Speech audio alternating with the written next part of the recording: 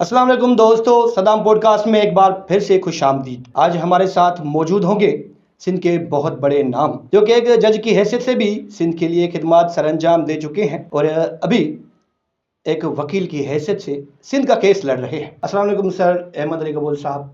وعلیکم السلام۔ احمد بھائی، سب سے پہلا سوال، آپ نے بطور جج بھی کام کیا، سندھ کی خدمت کی، ابھی آپ ایک وکیل کے طور پر کام کر رہے ہیں، سب سے اچھا کام اور تجربہ کس میں حاصل ہوا؟ صدام بھائی دیکھیں کہ جہاں کہتے ہیں کہ دل خوش ہے، جہاں تک ضمیر اپنا پرسکون ہے تو وہ بندے کے لیے اچھا لگتا ہے۔ تو اس وجہ سے میں اپنے نیچر میں، اپنے اندر میں آزاد خیالوں کا فالوور ہوں۔ میں سمجھتا ہوں کہ بندے کو جیسے انسان آیا ہے دنیا میں اس طرح آزاد رہنا چاہیے۔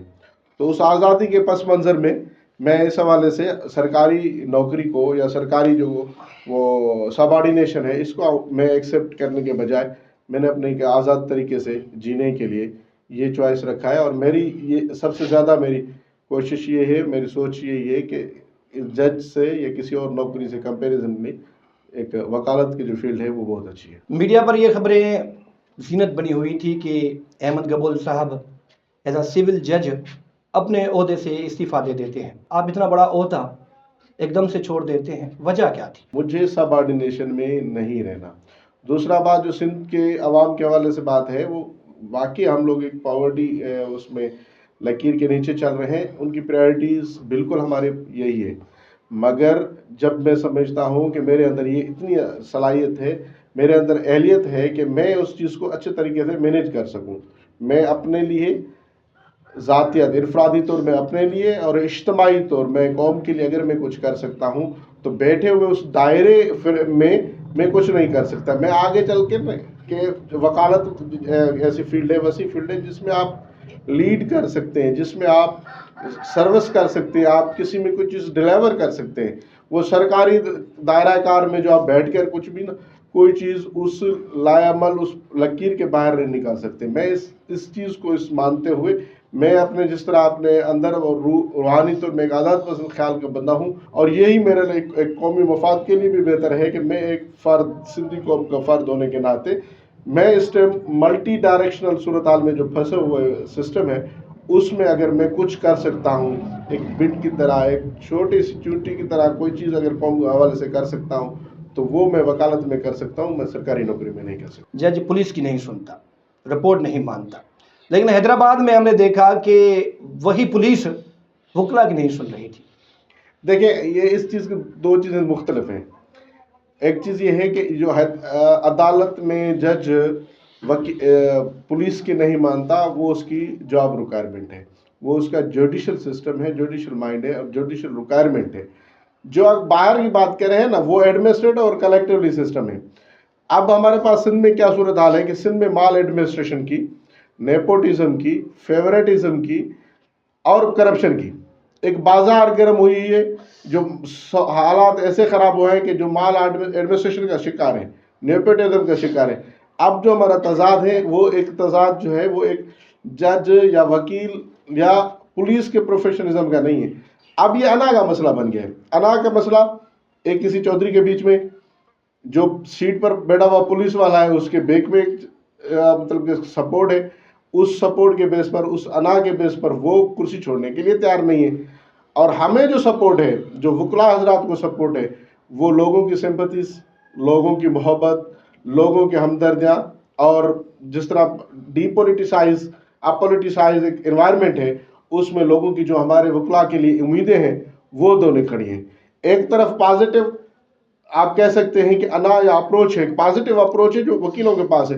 ایک خود غرضی کا انا ہے جو پاور کا نشہ ہے، کسی کا بھانجا بھتیجا ہونے کے سسٹم میں، اس تضاد میں جو مطلب کہ سسٹم چل رہا ہے، یہ وہ ہے اور کچھ بھی نہیں ہے۔ اچھا، سندھ کے لوگوں نے وکلا کو بہت سپورٹ کیا، لیکن یہ دھرنا اچانک ایک بدلی پر ہی ختم ہو گیا، حاصل کیا ہوا؟ دیکھیں، میں اس چیز سے قائل ہوں کہ الٹیمیٹلی جو اس سسٹم کا مسئلے کا حل ہے وہ سیاست ہے۔ جو ہمارا تضاد ہے وہ سیاسی تضاد ہے۔ وکلا ایک ویلفیئر یونین ہے، جسٹ لائک ایسے یونین ہے جیسے کسی ورکر کی یونین ہو گئی، کسی مطلب کہ آپ کہہ سکتے ہیں کہ ٹریڈ یونین ٹائپ ہو گئی۔ वकला एक यूनियन है, एक एसोसिएशन है, सोशल वेलफेयर के सिस्टम में उसका एक लिमिटेड दायरा अख्तियार है जो आप आम लोगों की बजाय वकला पर प्रायोरिटी ज़्यादा दे सकते हैं, उसके वेलफेयर के लिए काम कर सकते हैं। अलबत्ता ये ज़रूर हुआ है कि तारीख़ी तौर कायद-ए-आज़म से लेकर रसूल बख्श पलेजो तक सारे लोग वकला थे, उन्होंने सियासत को लेकर चला क्योंकि वो लीडर्स होते हैं, पोजीशन होती है।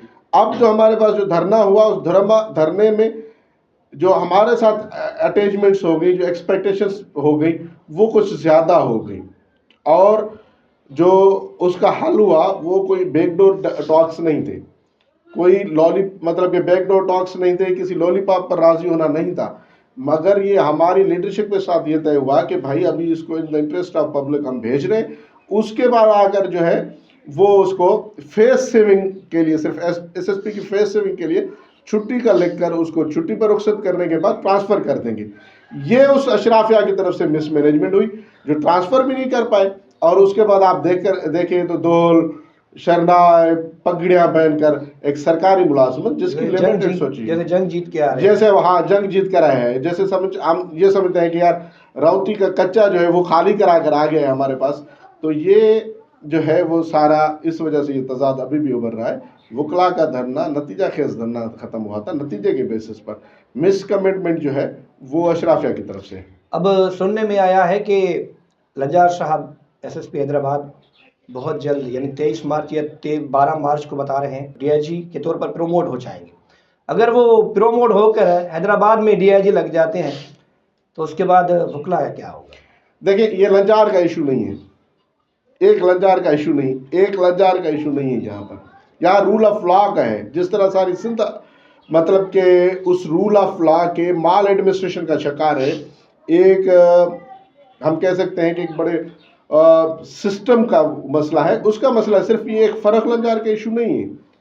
नए वकीलों को कोई ज़ाती तौर फ़र्क लंजार के साथ कोई डीआईजी बन जाए, आईजी बन जाए, अगर वो आईजी बन के आया सिंध में इसी तरीके से अगर बदनज़मी अख्तियार की, इस तरह का माल एडमिनिस्ट्रेशन किया, इस तरह बियॉन्ड द पावर गया जिस तरह उस एसएसपी के अख्तियार है, तो अपने आईजी के अख्तियारों से बाहर गया, आइन के खिलाफ बात की, कानून के खिलाफ बात की, उसके खिलाफ फिर भी वकला खड़ा होगा, चाहे वो फ़र्क लंजार होगा या चाहे वो गुलाम नबी मेमन हो। अगर वो डीआईजी बनकर आ जाए, चाहे वो किस भी उसमें हो रैंक में, ज़ाती तौर फ़र्क लंजार पर कोई वो नहीं है, लड़ाई नहीं है किसी वकला की। वकला की लड़ाई सिर्फ रूल ऑफ लॉ है। वकला की लड़ाई है कि उधर का हर बंदा गरीब जो सारा दिहाड़ी देर मजदूर है, शाम को अपने बाइक पर घर जा रहा है तो उसकी बाइक ना छीनी जाए। वकला का जो लड़ाई है कि इनकी सरपरस्ती में इन सीएसएसपी जो लोग बैठे अपने आप को शहंशाह मनवाने के हाथ में कि लोग रोडों पर ना मरें, वकला का अख्तियार है कि आप लोगों को गिरफ्तार कर वकला की डिमांड ये है जो लोगों को गिरफ्तार करके आप कोर्टों में पेश करें, आप अपनी कोर्टें ना लगाएं, आप अपनी अदालतें ना लगाएं, आप लोगों को हाफ फ्राई और फुल फ्राई ना करें। ये अख्तियार है जो वकला की डिमांड है। अगर इन सारी चीज़ों से कोई भी एसएसपी हो, चाहे फ़र्क लंजार हो, कोई फरिश्ता आ जाए, अगर बियॉन्ड जाएगा तो वकला ज़रूर अपने तरीके से रोडों पर आएंगे, उनके खिलाफ एहतजाज करेंगे। बाकी बात यह है फ़र्क लंजार डीआईजी लग जाए, आईजी लग जाए, वकला का फ़र्क लंजार के साथ ज़ाती तौर कोई लड़ाई नहीं। हेमंत भाई, आप जब जज थे, आपकी ज़िंदगी का कोई ऐसा केस जो आप रात को सोते हो तो आपको याद आता हो? बिल्कुल, ऐसे बहुत सारे मिसहैप हुए हैं। अब यहाँ पर बैठकर चीज़ों को, फैक्ट्स को, कुछ जुडिशल अपना पॉलिसीज़ होती है उसको हम डिस्कस नहीं कर सकते, क्योंकि हम ऐसे केसेस डिसाइड करके हैं, आपके तो पब्लिक प्लेटफॉर्म है, ऐसे केसेस भी डिस्कस करके हैं, वो अपीलों में चल रहे हैं, वो ऐसी चीज़ें देखें, वो रिमांड बेकार हैं। बहुत सारे ऐसे केसेस थे, बहुत सारी ऐसी जगहों पर हमें मरना और जीना भी पड़ा। मरना जीना फिजिकली नहीं होता, मेंटली भी मरना जीना पड़ा। कहाँ इंसाफ के तकादाओं को पूरा करना है, कहाँ समाज की डिमांड को पूरा करना है, कहीं गरीब के साथ कोई चीज़ हो रही है उसको, और कानून उसके साथ सहारा नहीं दे रहा, उसको सहारा देना है।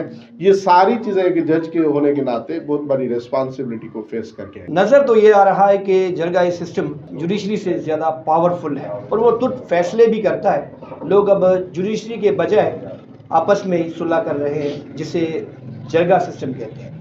ये इसका मुस्तकबिल क्या देख रहे हैं? जुडिशरी में क्या इम्पैक्ट पड़ेगा? लॉ के सोर्सेज होते, उनमें से जो लोकल ट्रेडिशंस हैं, जो समाज के ट्रेडिशंस हैं, रस्म और रिवाज वन ऑफ देम है। उसमें ये भी है, जिस समाज में बैठकर मिसाल के तौर पर पंचायत की सिस्टम है, जरगे का सिस्टम है, कबाली सिस्टम है, कहीं हद तक बेहतर था। मगर ओवरऑल इस्लाम सोसाइटी में हमें ऐसा बंदा जरगाई नजर नहीं आ रहा जो असूल पसंद होगा, असूलों को बेस बनाकर जरगा करे। नो डाउट जरगा एक वो है अपना, एक जल्दी रिलीफ जरूर है लोगों के लिए, मगर उसमें जो तजाद हो रहे हैं, क्या हम उस जरगे को माने? एक कत्ल के केस में अब अनइथिकल चीज़ों पर, आग पर आप जी लोगों को घुमाएं। अब मैं तो कहता हूँ साइंस भी यहाँ हैरान हो जाती है। आग को क्या है कि आप उसके गुनाहगार हैं या नहीं है? जब आप उसके आग को उस गोलों पर गुजरते हैं, आप नौजवान हैं, एनर्जेटिक है, आप निकल जाए, आपको आग नहीं पकड़ेगी। अगर कोई बुजुर्ग बेचारा जाएगा, आप 3 सेकंड लगाएंगे, वो 5 सेकंड में वो जल जाएगा, वो होगा।